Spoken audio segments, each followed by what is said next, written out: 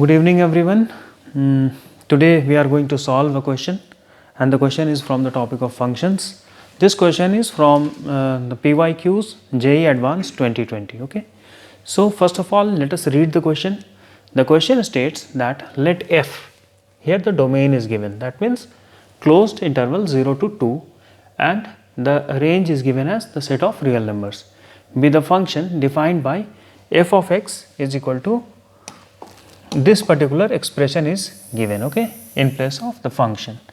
Now it is saying that if alpha beta belongs to 0 comma 2, okay, alpha beta are some numbers, they belong to 0 comma 2 such that x belongs to 0 comma 2 and f of x is greater than equal to 0 is equal to alpha beta. See, this is the main crux of this question, that what it states. First of all, a person is, when he or she is seeing this question, he won't be able to decipher what is actually written here. It is saying that x belongs to 0 comma 2, and if f of x is greater than equal to 0, that means for those x for which f of x is greater than equal to 0 are alpha and beta. Okay, this point should be first of all understood. If you are not able to understand this, then you won't be able to solve this question. इस question में main point क्या है कि ये term को समझना कि ये क्वेश्चन कह क्या रहा है. यहाँ पे सीधा एक एक्सप्रेशन है is equal to alpha beta दिया हुआ है. बहुत सारे बच्चों को ये समझ ही नहीं आएगा कि ये हो क्या रहा है. यहाँ पे आपको ये समझना होगा कि ये इसका कहना है कि अगर x 0 से 2 के बीच में है और f of x greater than equal to 0 है, that means f of x greater than equal to 0 उस x के वैल्यू के लिए है जिसका वैल्यू अल्फा और बीटा है. ठीक है, ये बात आपको समझना होगा. तो अल्फा बीटा का वैल्यू आपको निकालना है यहाँ से, बीटा माइनस अल्फा. तो देखिए ऐसे तो ये कोई जो एक्सप्रेशन है काफ़ी बड़ा लग रहा है, तो इसको थोड़ा शॉर्टन करने के लिए एक टेक्निक हम लोग यूज़ करते हैं, और वो टेक्निक कोई खास नहीं है, आप लोग सब जानते होंगे. जैसे ये टर्म है pi x minus pi by 4, trigonometry में ऐसा हम लोग लिखते हैं अक्सर. इसको हम लोग क्या करते हैं, थीटा मान लेते हैं. ठीक है, इससे क्या होगा कि इतना बड़ा बड़ा एक्सप्रेशन को कैरी करके चलना नहीं पड़ेगा. तो पाई एक्स माइनस पाई बाई 4 अगर थीटा है तो फिर क्या चाहिए, 2 पाई एक्स है ना. तो हम लोग यहाँ से लिख सकते हैं कि this implies that pi x is equal to pi by 4 plus theta. ये इसमें तो कोई डाउट नहीं है. अब एक टर्म चाहिए मुझको 2 पाई एक्स. तो 2 पाई एक्स अगर हम करते हैं इसको 2 पाई एक्स, तो यहाँ से आएगा पाई बाई 2 प्लस 2 थीटा. ठीक है, पाई बाई 2 प्लस 2 थीटा लिख सकते हैं ये चीज़. ये एक टर्म आया. अब चलिए दूसरा चीज़ क्या है हमारे पास, pi x minus pi by 4. ये तो थीटा था. 3 pi x plus pi by 4, तो 3 पाई एक्स क्या हो जाएगा और plus pi by 4. 3 pi x मतलब 3 pi by 4 plus 3 theta plus pi by 4. Okay, यानी pi plus 3 theta, pi plus 3 theta. तो ये आ गया आपके पास एक दूसरा वैल्यू, ये आ गया एक आपके पास दूसरा वैल्यू. ओके, अब हम लोग क्या करेंगे, इस दोनों वैल्यू को वहाँ सब्स्टिट्यूट करते हैं, वहाँ पे सब्स्टिट्यूट करते हैं. तो क्या आएगा, देखिए एक्सप्रेशन क्या है, 3 माइनस साइन 2 पाई एक्स. ये है हमारे पास एक्सप्रेशन दिया हुआ, ये एक्सप्रेशन हमारे पास दिया हुआ है. तो इस चीज़ को हम लोग डायरेक्टली क्या करते हैं, यहाँ पे पेस्ट करते हैं, और यहाँ से अब हम लोग वैल्यू सब्स्टिट्यूट करेंगे. तो किसका, f of x is equal to 3 minus sine 2 pi x है ना.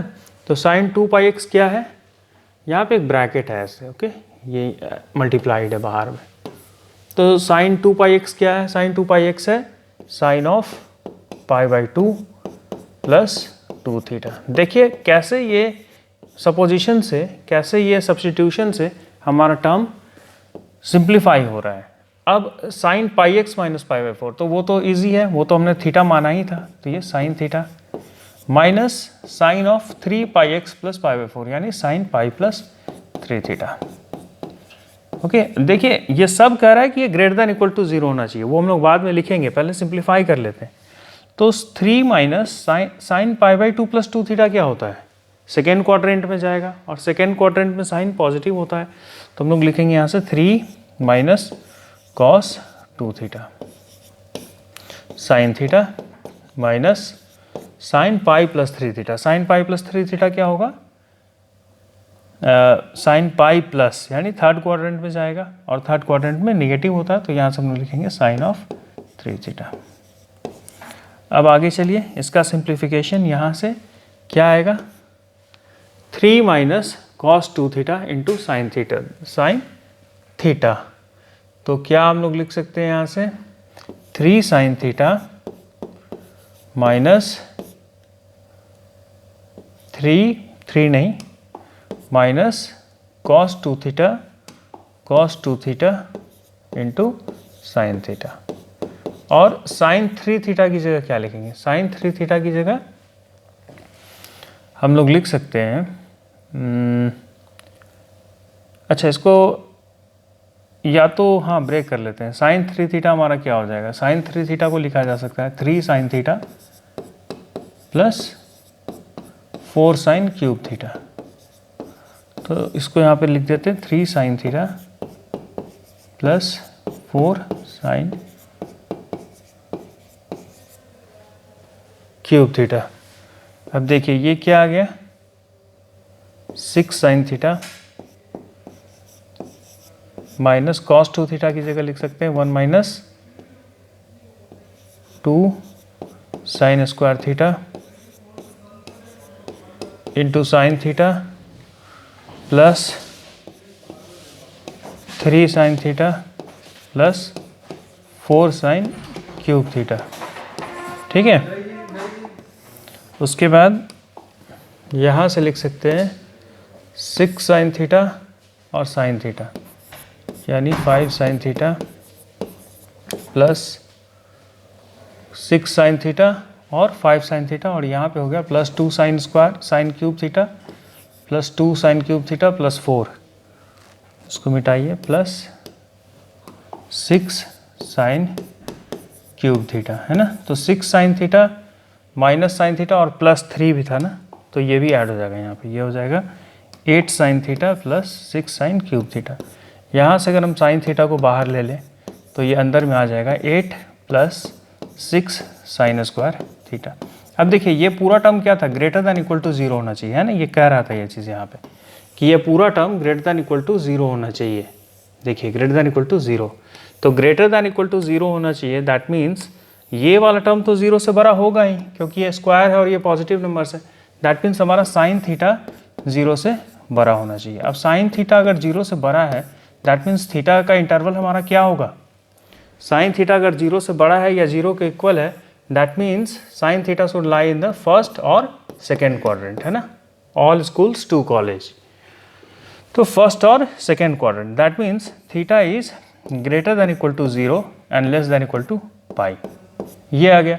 अब थीटा की जगह पे हमने क्या माना था? थीटा की जगह पे हमने माना था what we have substituted in place of theta, pi x minus pi by 4, pi x minus pi by 4। तो थीटा की जगह लिख देते हैं pi x minus pi by 4, pi x minus pi by 4 is less than equal to pi और greater than equal to 0। तो यहाँ से आ जाएगा pi x is less than equal to pi plus pi by 4, यानी 5 पाई by 4 और पाई by 4। Okay, तो ये देखिए यहाँ, अब यहाँ से x क्या लिख सकते हैं? Therefore x is greater than equal to 1/4 and less than equal to 5/4। तो ये देखिए यहाँ पे यही था ना जो क्वेश्चन में दिया हुआ था कि अल्फा बीटा, ठीक है, ये ग्रेटर दैन इक्वल टू 0 हो तो x का वैल्यू अल्फा और बीटा होना चाहिए। तो देखिए हम लोग यहाँ पे आ गए उसी चीज़ पे, यानी यहाँ पे हमारा x का वैल्यू आ गया अल्फा से बीटा रेंज में।